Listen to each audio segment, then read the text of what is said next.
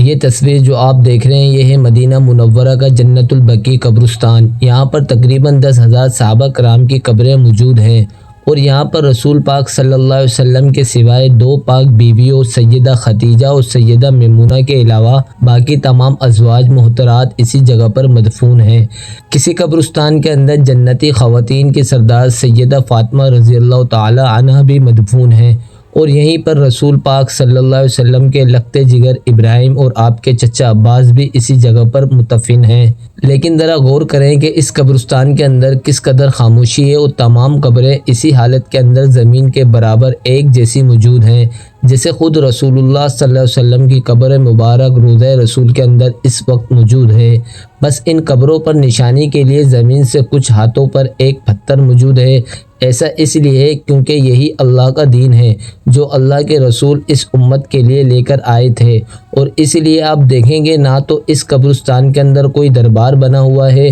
نہ کوئی مزار، نہ کوئی گنبد، نہ کوئی سالانہ عرس ہوتا ہے، نہ ڈھول کتاب پر بھنگ اور چرس پی کر رقص ہوتے ہیں، نہ عورتیں بال کھول کر مردوں کے سامنے نیم بنانا ہو کر ناچتی نظر آتی ہیں، نہ تو مرید الٹے لٹک کر کوئی کرتب دکھاتے ہو، نہ کوئی رنگ برنگے جھنڈے یہاں پر موجود ہیں، نہ یہاں پر چندوں نذرانوں کے ڈبے جگہ جگہ پر نظر آتے ہیں، اور نہ چادروں کی صورت اور چڑاموں کی صورت پیسوں کو ضائع کیا جاتا ہے، اور نہ یہاں پر بدبو سے بھرے پٹے ہوئے کپڑوں کے ساتھ نماز چھوڑ کر بھیک مانگتے ہوئے ملنگ نظر آتے ہیں، نہ ہی یہاں پر قبروں کو سجدے ہوتے ہیں، نہ منتیں مرادیں مانگی جاتی ہیں، نہ کوئی کیڑے مکوڑوں کی طرح رینگ کر دربار پر آتا ہے، نہ ہی امیر کی قبر پکی اور غریب کی کچی ہے، سب کی قبریں ایک جیسی ہیں، اور نہ ہی یہاں پر کوئی نئی بدعت اور خرافات نظر آتی ہیں۔ ایسا اس لیے کیونکہ یہی اصل دین ہے۔ اگر ایسا نہ ہوتا اور یہ تمام خرافات دین کا حصہ ہوتی تو ان ہستیوں سے بڑھ کر ان تمام بدعتوں، ان درباروں اور مزاروں کا حقدار آخر کون تھا؟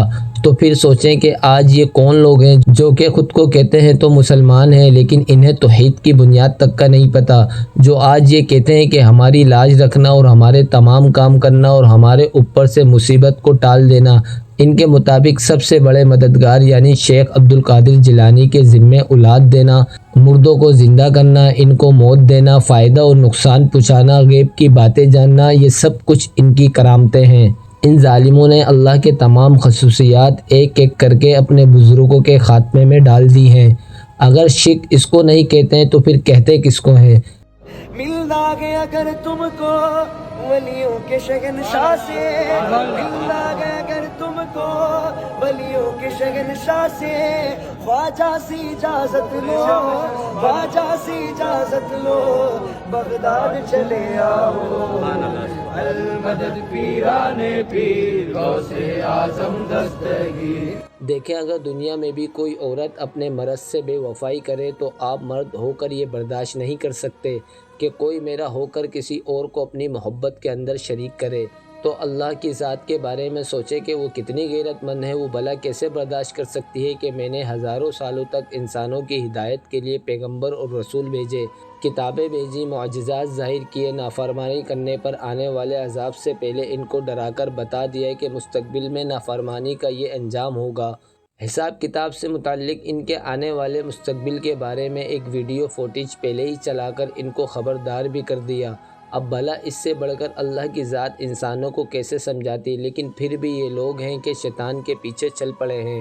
اور اسی لیے اللہ قیامت کے دن یہ فرمائے گا کہ یہ لوگ تو میرے ہیں ہی نہیں، جو کہ جس شیطان کے پیچھے یہ ساری عمر چلتے رہے یہ لوگ اسی شیطان کے ہیں۔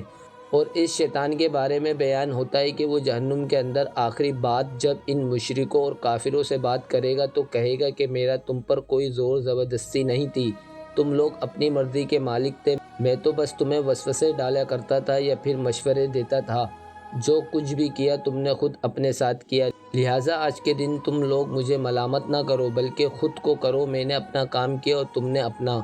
کہتے ہیں کہ جہالت جتنی گہری ہوتی جائے اس جہالت سے جگانے والا شخص جاہل کو اتنا ہی برا لگتا ہے، اور آج یہی حال ہے ان قبر پرستوں، اور آج کل شیعہ کے اندر گھوڑوں سے بھی مدد مانگنے تک پہنچ چکا ہے۔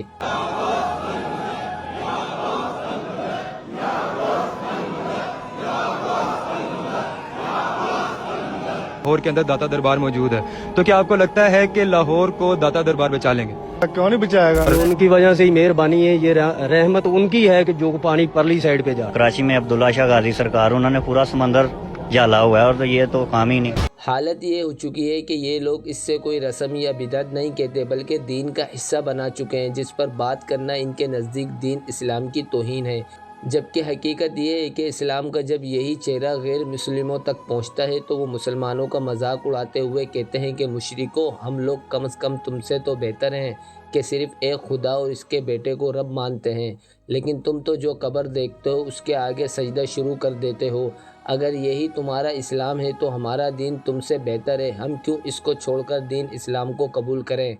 आपको ये जानकर हैरत होगी कि शिरक की ये फैक्ट्रियाँ मुल्क से बाहर भी शिफ्ट होकर इंटरनेशनल हो चुकी हैं। जी हाँ, अमरीकी रियासत पेंसिल्वेनिया के अंदर पहली मर्तबा एक दरबार, एक दरगाह बनाई गई है ताकि रुपए को डॉलर के अंदर बदला जा सके। जिस शख्स का ये दरबार है इसका नाम है बाबा मोइनुद्दीन, जो कि श्रीलंका से 1970 के अंदर अमेरिका आए थे और इस्लाम की तबलीग करते रहे, और इनके मुरीदों में आज देसी लोगों से ज़्यादा गोरे लोग शामिल हैं। अब ये क्योंकि अमेरिका है और यहाँ पर बिना किसी सर पैर के करामत का लोग सबूत मांगेंगे, तो अभी तक इनसे कोई करामत मंसूब नहीं हुई, लेकिन आगे का कोई नहीं पता। इन बुज़ुर्ग ने इस्लाम की यहाँ पर तबलीग की थी या नहीं, इसका तो हमें नहीं पता, लेकिन जो इस्लामी दरबार बनाकर इन गोरों के सामने पेश कर रहे हैं, यकीनन उस दीन की तबलीग तो नहीं बल्कि तौहीन कर रहे हैं। क्योंकि अगर इस बुज़ुर्ग ने ऐसा किया था तो इनकी तालीमात को फॉलो करना चाहिए या फिर इनका दरबार बनाकर इसकी पूजा। ये सब कुछ दरअसल शिरक के अड्डे हैं जिनको प्रमोट किया जा रहा है, जिनका दीन इस्लाम से कोई ताल्लुक़ नहीं। इन कब्र परस्तों को मस्जिद के अंदर जाकर इतनी खुशी नहीं होती जितना दरबार को देखकर होती है। बाहर मुल्क जाकर भी ये लोग जब तक कोई दरबार न देखें तो इनका जिस्म ऐसे टूटने लगता है जैसे नशा न मिलने की वजह से जिस्म की हालत होती है। अल्लाह ताला से दुआ है इन लोगों के नसीब के अंदर अगर हिदायत है तो मौत से पहले पहले इनको हिदायत नसीब फरमाए। अल्लाह ताला हमें भी समझने की और नेक अमल करने की तौफीक अता फरमाए। आमीन।